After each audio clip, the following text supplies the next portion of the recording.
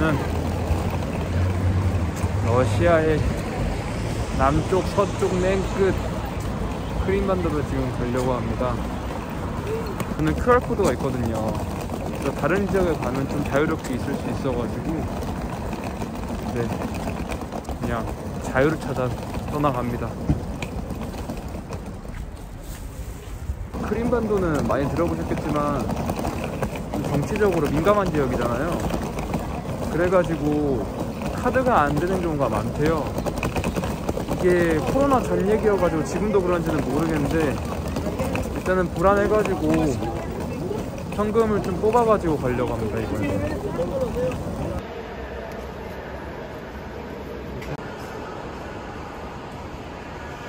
도시 이름들이 다 써져 있는데 여기서 출발하는 도시 이름인가?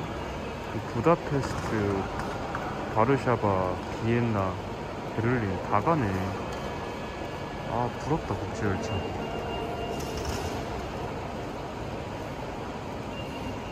모스크바에서 크림반도까지 기차를 타면 40시간이 걸리거든요. 그리고 비행기가 훨씬 싸요. 기차보다. 기차 타면 4,000루블, 그리고 비행기 타면 3,000루블, 2,000루블에도 갈 수 있는데 왜 굳이 기차를 타냐고 하면 일단은 제가 진짜 미친 기차 덕후거든요. 그래서 기차를 타고 싶은 것도 있고, 그리고 기차가 크림반도로 가는 게 최근에 생겼어요. 19년 말에 생겼는데 20년부터는 코로나여서 뭐 제대로 운행도 안 하고, 원래 크림반도가 러시아 영토랑은 떨어져 있었는데 2018년에 차가 다닐 수 있는 다리가 완성이 됐고 19년에 이제 기차가 다닐 수 있는 다리가 완성됐거든요. 그래서 그 다리를 한번 건너보고 싶어가지고 굳이 비행기 탈 필요 있나 해가지고 시간도 있겠다 해서 40시간 기차 타고 갑니다. 일반 열차랑 다르게 생겼네. 이게 러시아 구경열차가 아니야. 어쩐지 그 구경 어플에서는 기차를 찾을 수 없더라고. 얀덱스에 뒤져가지고 못 찾아.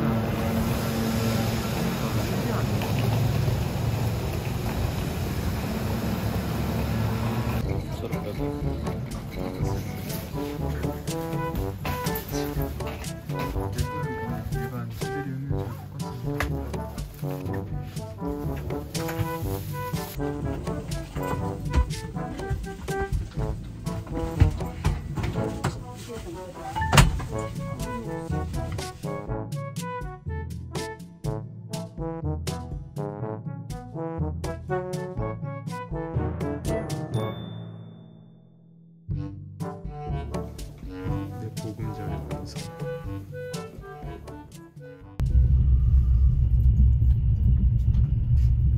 어제 저 뒤에 있는 꼬마가 밤새 울어대가지고 잠을 제대로 못 잤거든요. 근데 아침이 돼서도 저렇게 우네.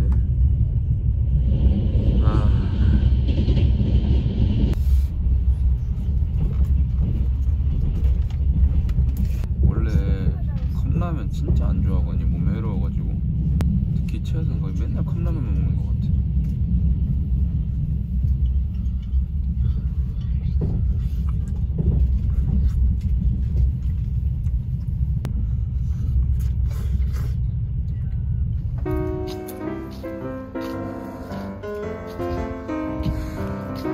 기차역에 놀이터가 있어.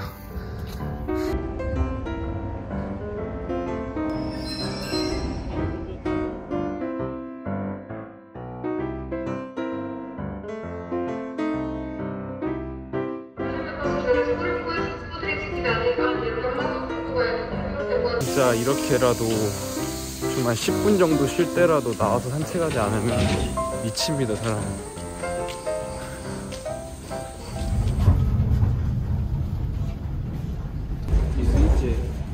Ну, какой гамбург? Это бургер маленький, да? Тогда будь добрый, один котлета по-киевски с рисом. 여기는 런치 메뉴가 없어요. 일반 그 러시아 국영철도에는 아침 식사 있고 런치 메뉴가 있는데 여기는 아침 식사밖에 없고 런치 메뉴 없고 그냥 일반 메인 메뉴밖에 없네. 근데 가격은 한 400루블 때면 다 먹을 수 있는 것 같아요. 근데 가격은 나쁘지 않네. 스파스. 이게 키예프 커틀렛이랑 밥 나오는 건데 양이 그렇게 많지는 않네. 고수. 진짜 한국에서는 고수 잘 먹었는데 동남아 음식점에서 러시아 고수는 이게 냄새가 아니 그냥 빼세요. 무조건 고수는 진짜 냄새 어마어마합니다. 일반 스탈로바야에서 먹는 거랑 크게 차이가 없네.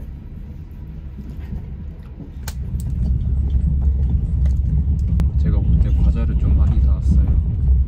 마트에서 보니까 우리나라 초코송이 그 과자 있잖아요. 이게 러시아에서는 이 오리온에서 진짜로 우리나라 오리온에서 하는 건데 일반 초코 송이 그리고 이거는 깐초 느낌의 동그란 건데 이것도 초코송이 브랜드로 되어 있고 이거는 카라멜 맛 그리고 이거는 뭐야 블랙베리 맛입니다. 그리고 이름도 초코송이가 아니라 초코구이야. 그리고 러시아의 엄청난 유명한 초콜릿 알룡까. 그리고 이거는 그 유튜버 곽튜브님께서 맨날 레이스 과자 추천해주시는 그 과자인데 저도 그 곽튜브 보면서 그 파 맛을 먹어봤거든요. 초록색.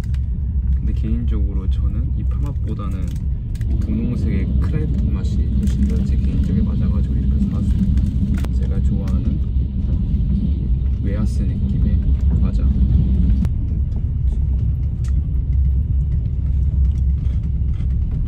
그냥 일반 초코송이. 이거는 냄새가 겁났어요. 진짜 블랙베리 내가 뺐어. 카라멜 맛. 이것은 뭐 일반이랑 차이가 없는데 맛도 간죠. 지금부터 좀 진지한 얘기 하려고 하는데 그거 장식품이고요. 크림반도는 아마 안 들어보신 분이 없을 거예요. 왜냐하면 세계적으로 워낙 핫 이슈가 됐던 지역이어가지고 크림반도는 지정학적으로 러시아 남서부, 우크라이나 동남부, 그리고 흑해랑 인접해 있는 곳이고요. 역사적으ro는 18세기 초반까지는 크림 타타르인들이 살던 지역이었는데 1720몇 년도에 예카제리나 여제가 크림반도를 정복하면서 러시아 제국의 영토가 됐고요. 그 상태로 계속 이제 소련까지 진행이 되고 소련이 붕괴된 후에 이제 2013년까지는 우크라이나 영토에 귀속이 되어 있다가 2014년에 러시아가 크림반도를 합병하면서 현재는 러시아 영토가 된 땅입니다. 역사적으로 보면 크림반도는 되게 중요한 곳이었어요. 크림 타타르인들이 살던 지역이었고 예카제리나 여제가 정복한 이후에는 군사적 요충지로 되게 중요하게 쓰였는데 일단은 1850년대 러시아랑 그리고 영국, 프랑스, 오스만 제국 연합군들이 크림반도에서 전쟁을 한 크림 전쟁이 있었고 사실은 그 전쟁이 러시아 제국이 멸망하는데 제가 생각해서는 시발점이 됐다고 생각을 하고요. 그리고 소련 시절에는 2차 세계대전에 세바스토폴 전투가 있었던 곳이 바로 크림반도일 정도로 그냥 크림반도는 지정학적으로 러시아한테 그리고 소련한테 우크라이나한테 되게 중요했던 곳입니다. 그리고 크림반도는 흑해랑 붙어 있어가지고 휴양지로도 정말 좋고요. 겨울에도 영하로 안 떨어지고 지금 제가 모스크바 출발할 때 모스크바 날씨는 영하 3도였는데 지금 크림반도는 20도에 상이합니다. 지금 크림반도는 러시아인들에게는 휴양지로 유명하지만 세계적으로는 좀 위험지역 그리고 분쟁지역으로 알려져 있잖아요. 근데 지금 완전히 안전합니다. 그리고 크림 지역에 관련해서는 러시아랑 우크라이나 관계도 빼놓을 수가 없는데, 일단은 원래는 당연히 러시아 땅도 우크라이나 땅도 아니고 크림 타타르인들이 살던 크림 칸국의 땅이었어요. 근데 1700년대 예카테리나 여자가 정복을 해가지고 러시아 땅이 된 거고, 그때부터 줄곧 러시아 땅이었죠. 그리고 이제 소련이 되고 나서, 소련이 이제 여러 공화국들로 합해진 이제 연방 국가였는데, 소련의 후르슈프 서기장이 자신이 우크라이나 지역 출신이어가지고 크림반도를 러시아에서 우크라이나 공화국으로 넘겼어요. 근데 그 당시에는 소련이 하나의 나라였기 때문에 별로 그렇게 상관이 없었는데, 이제 문제는 소련이 붕괴되고 나서죠. 러시아라는 나라가 따로 생기고 우크라이나라는 따로 생기고. 근데 러시아한테는 크림반도에 있는 세바스토폴에 러시아 최대 이제 항구가 있거든요. 군함들도 거기 있고 흑해함대가. 그래서 이 세바스토폴은 절대 양보할 수 없는 지역이에요.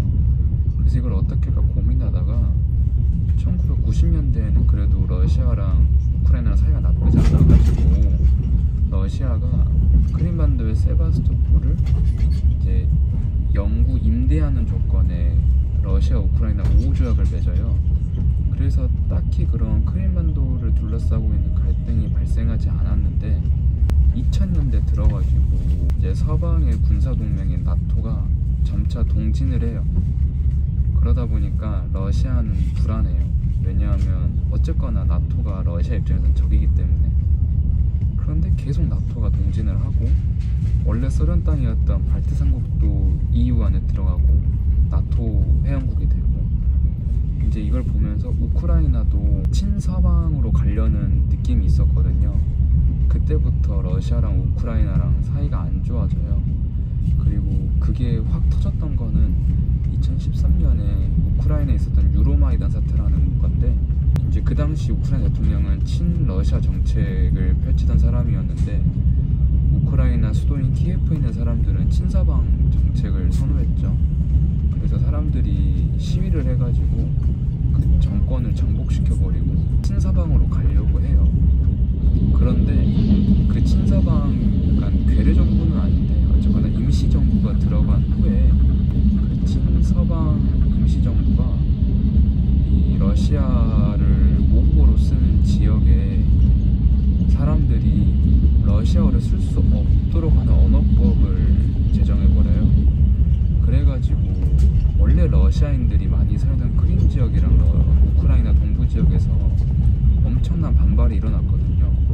그래가지고 2014년에 크림반도에 있는 주민들끼리 주민투표를 해가지고 압도적인 가결로 러시아의 크림반도 합병을 찬성을 했거든요. 그래가지고 러시아가 이를 승인하면서 대규모의 군사력을 크림반도에 보내면서 러시아 땅이 됐는데, 이게 되게 복잡한 게, 러시아한테는 어떻게 보면 크림반도는 지금까지 줄곧 러시아 땅이었던 거예요. 왜냐하면 예카테리나 여자가 그 크림반도를 정복을 했고, 그리고 크림반도에 사는 주민들도 압도적으로 러시아계 사람들이 많고, 그렇기 때문에 러시아인들은 크림반도를 병합이라고 하지 않고 그냥 재통합이라고 해요. 원래 우리 땅이었는데 우리가 다시 가져왔다. 또 러시아인들의 역사적인 사고를 보면 그게 또 틀린 말은 아니거든요.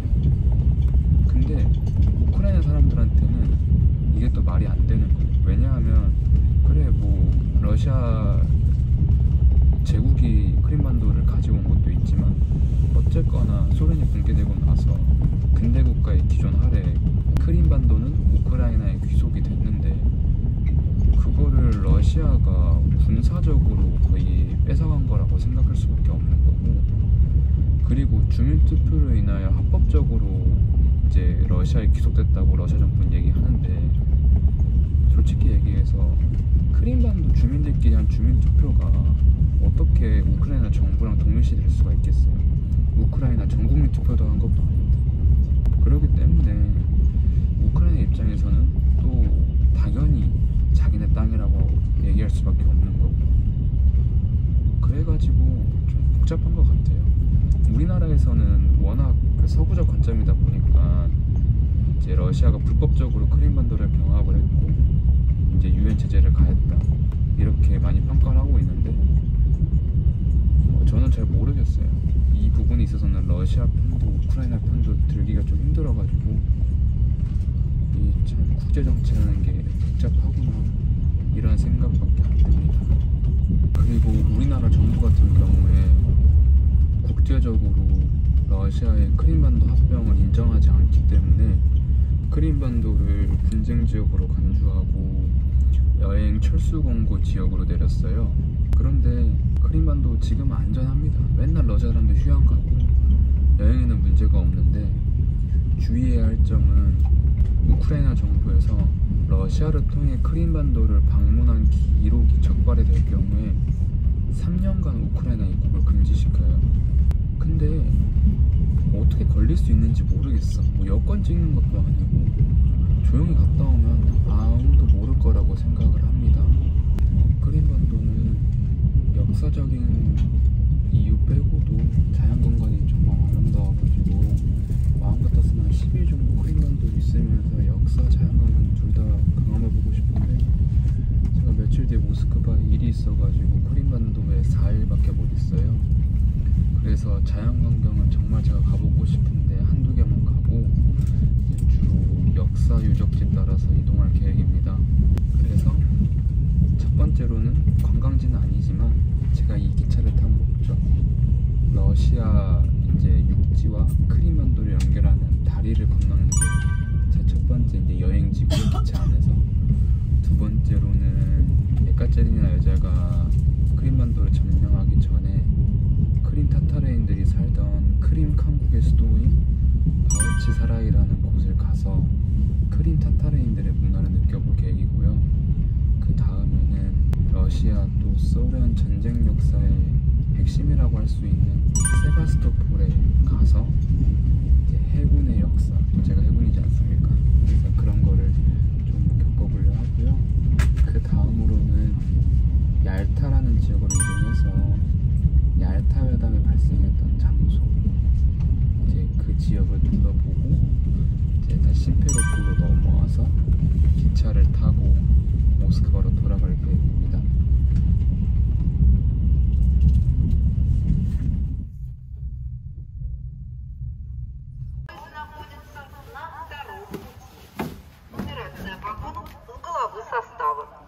지금 제가 있는 곳이 타만이라는 역인데요. 지금 새벽 6시 반인데 그냥 알람 켜고 내렸어요. 이 역 한번 내려보려고. 그 이유가 이곳이 러시아 이제 본래 영토랑 크림반도랑 연결해주는 마지노선의 이제 맨 끝에 있는 곳이에요. 이 말은 즉슨 크림반도가 러시아 땅이 되기 전까지 여기가 우크라이나와 러시아의 경계선이라는 거죠. 근데 지금은 그냥 러시아 본토와 크림반도를 연결해주는 하나의 이동 통로가 됐을 뿐입니다. 그래도 신기해서 한번 내려봤고요. 이제 이 역 지나면 바로 크림반도를 연결해주는 다리 지나가지고 크림반도로 이어지는데 아씨 안개가 너무 많이 껴가지고 딱 건너는 시간은 일출 시간이랑 똑같아서 좀 기대했는데 지금 뭐 아무것도 안 보일 것 같아요. Когда смотреть мост, чтобы попасть в Крым, слева можно смотреть, справа с любой стороны. Слева с любой.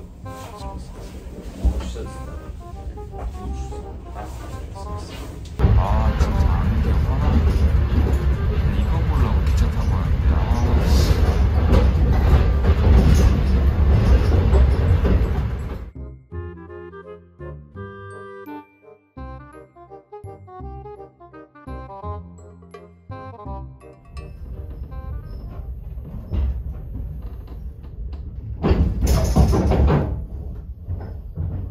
지금 여기는 케르치역인데 아까 타만역이 러시아 본토의 마지막 열차였다면 아이고야 바로 출발하네. Извините. Ака 다만 여기 러시아 본토의 마지막 역이라고 하면 여기는 크림반도의 시작이자 마지막 역입니다. 어쨌거나 이렇게 해서 옛날에는 우크라이나 땅이었고 지금은 러시아 땅 크림반도에 들어왔습니다. 그러면 다 같이 살아 이어서 다음 영상에서 뵙겠습니다.